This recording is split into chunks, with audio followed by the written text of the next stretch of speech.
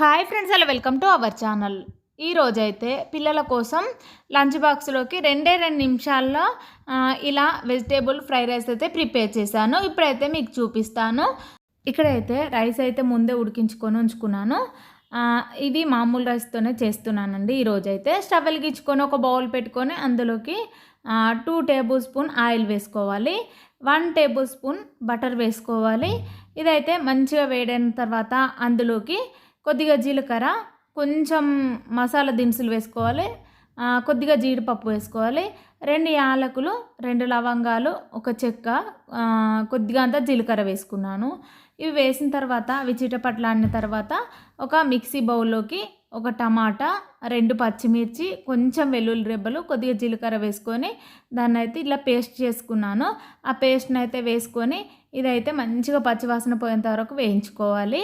వేగిన తర్వాత 1 table spoon sugar వేసుకోవాలి, కొద్దిగా కరివేప, కొంచెం పుదీనా, కొద్దిగా బీన్స్ ముక్కలు, కొద్దిగా క్యాప్సికము, కొంచెం క్యారెట్ ముక్కలు, కొద్దిగా క్యాబేజీ వేసుకున్నాను. ఇవైతే ఒకసారి కలుపుకొని పచ్చివాసన పోయేంత వరకు వేయించుకోవాలి. ఇప్పుడైతే కొద్దిసేపు మూత పెట్టి మగ్గించుకుంటే సరిపోతుంది. వెజిటేబుల్స్ కొంచెం చిన్నగానే కట్ చేసుకోవాలండి, ఎందుకంటే మనం ఇందులో వేసినప్పుడు త్వరగా వేగిపోతుంది. అన్నంలో కూడా మంచిగా కలిసిపోతాయి కాబట్టి ఇలా కట్ చేసుకుంటే సరిపోతుంది. ఇప్పుడైతే వేగిపోయాయి కదా, ఒకసారి అయితే మూత తీసి కలుపుకోవాలి. కలిపిన తర్వాత అందులోకి 1/2 టేబుల్ స్పూన్ మిరియాల పొడి, 1/2 టేబుల్ స్పూన్ జీలకర్ర పొడి, 1/2 టేబుల్ స్పూన్ గరం మసాలా వేసుకోవాలి, తగినంత సాల్ట్ వేసుకొని ఒకసారి మంచిగా కలుపుకోవాలి. కలిపిన తర్వాత అందులోకి ముందుగా ఉడికించుకున్న రైస్ని వేసుకోవాలి. వేసుకున్న తర్వాత దాన్ని అయితే మంచిగా కలుపుకోవాలండి. ఈరోజైతే మామూలు రైసే యూజ్ చేస్తున్నానండి. మామూలు రైస్ కూడా చాలా టేస్టీగా ఉంటుంది ఇలా చేసుకున్నారనుకోండి. ఇక్కడ నేనైతే ఎలాంటి సాసులు అయితే యూజ్ చేయలేదండి. నేనైతే పిల్లల కోసం అయితే ఇలానే చేస్తానండి. ఎలాంటి సాసులు యూజ్ చేయకుండా, ఎక్కువ మసాలాలు యూజ్ చేయకుండా సింపుల్గా టేస్టీగా ఇలా ప్రిపేర్ చేస్తాను.